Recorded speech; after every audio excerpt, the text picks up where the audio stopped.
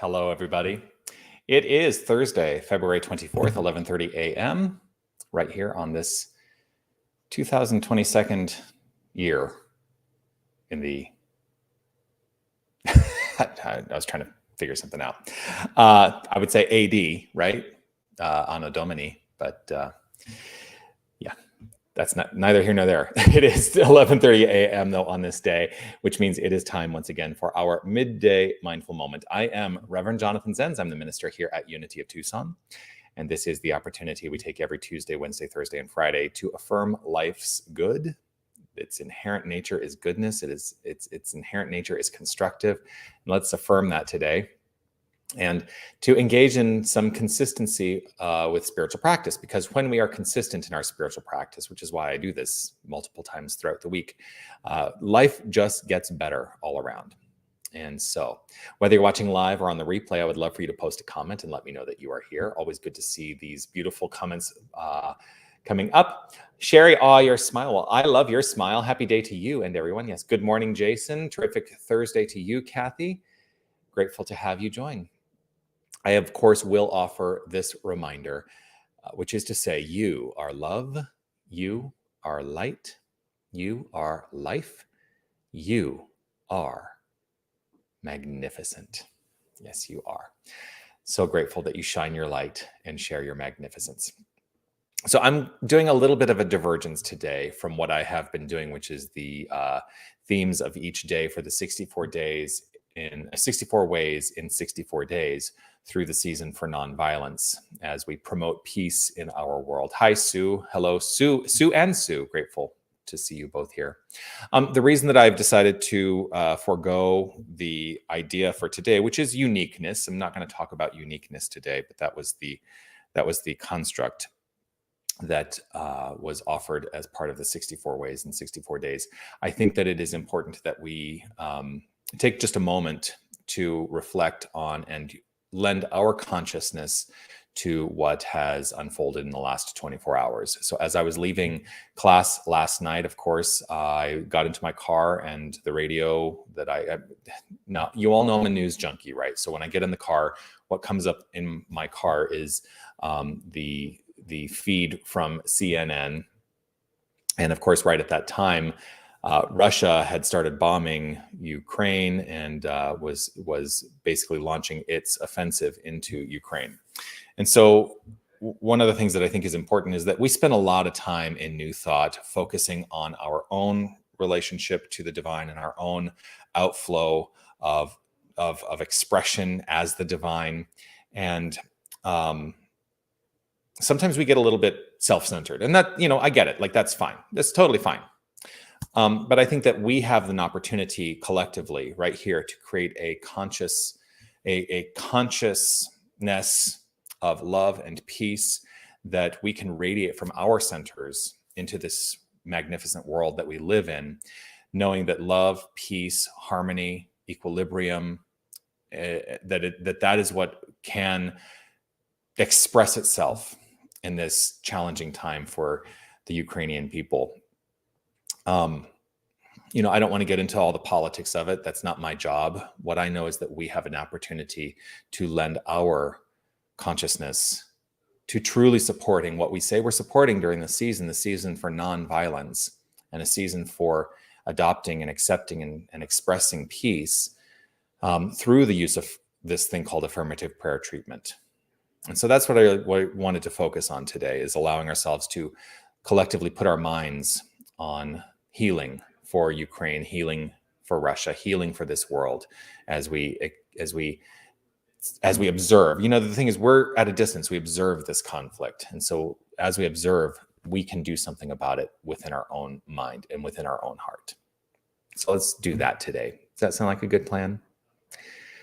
Before I step into our prayer treatment, I would like to say hello and say loving Thursday, of course, to Darwin and Jerry. Grateful to have you here. So let us choose in this moment to settle into peace of mind. If it's safe and comfortable for you to close your eyes, if you'd like to do so, feel free to do that. Feel free to let them fall to a soft gaze or leave them open, whatever suits you best during this time of focused awareness.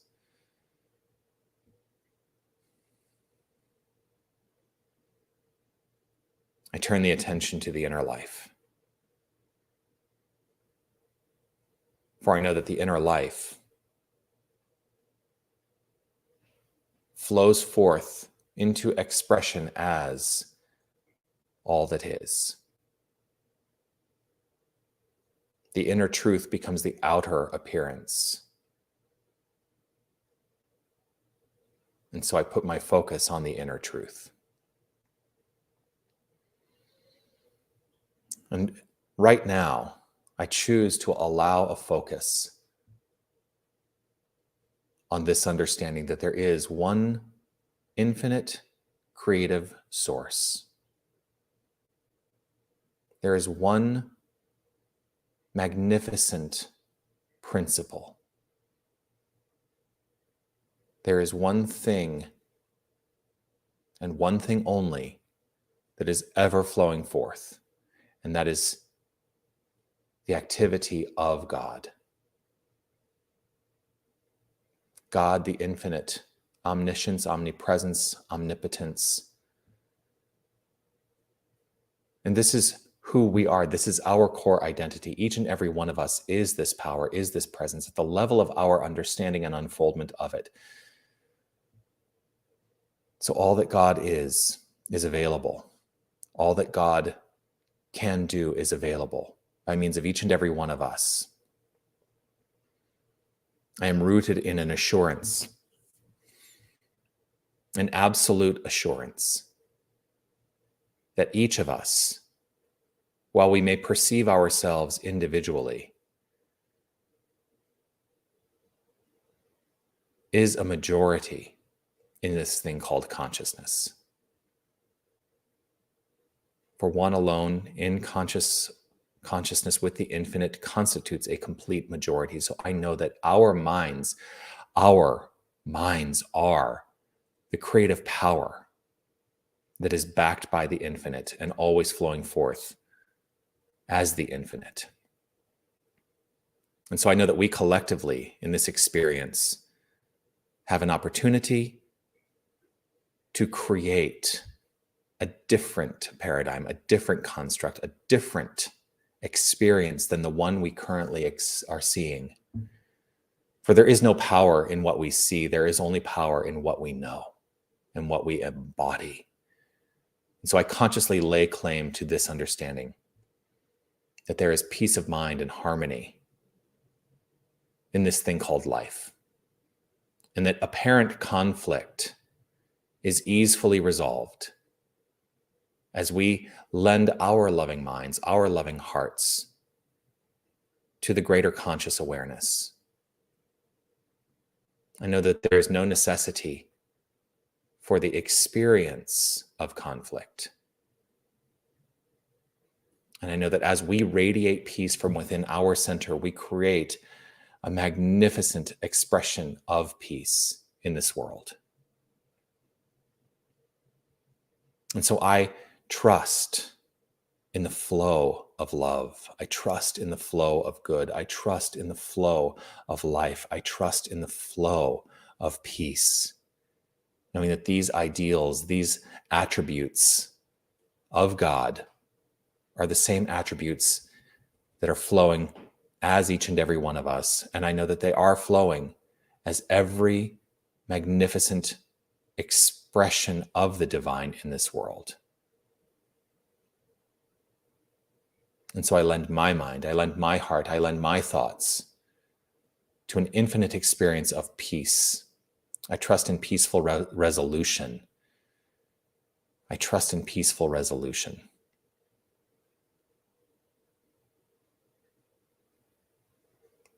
I simply relax and allow and trust with gratitude overflowing for the understanding that we collectively create something unlike what we are experiencing. And that creation unfolds right here, right now. And so with gratitude overflowing from within for this understanding, for this word, for this expression, for this experience, and for this consciousness, I simply trust in its unfoldment. I relax, release, let go, and allow. And I affirm it as so by saying, and so it is. Amen.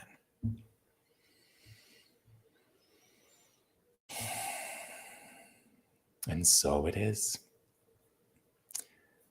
I'm grateful for this opportunity to share this time with you and to lend our consciousness collectively to a greater opening and an awareness of peace in this world. Let's keep our minds focused on that. Yes, and I will be back tomorrow for another Midday Mindful Moment at 11:30 a.m. right here on Facebook and on YouTube. Do please continue to comment. Thank you, Jason. Continue to comment, continue to click those reactions. If you're on YouTube, you can give me a thumbs up. Facebook, you can throw one of those loving hearts my way. Always grateful. And share the prayer. I think, this may be one that if we can share this far and wide, and we get to expand the collective that we've created just in this moment. And as we expand that collective, we actively change the experience of this world. So this is one for sure, I think, to share. Thank you so much. I look forward to seeing you again tomorrow and Sunday morning, 9 a.m. for guided meditation virtually, and virtually or in person for our Sunday celebration at 10 a.m. All right. Thank you, Sherry. Grateful that you found it to be beautifully perfect and moving. Sue, thank you so much. Peace and blessings to you. I will see you all tomorrow.